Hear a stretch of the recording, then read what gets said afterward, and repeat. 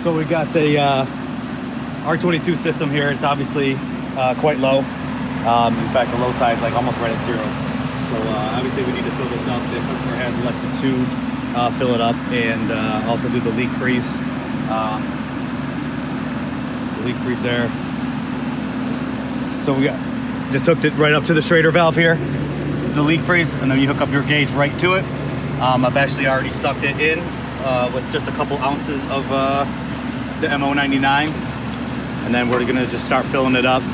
This one's pretty low. It might take a few pounds here, but basically we want to get her up to right around I don't know, 65, 70.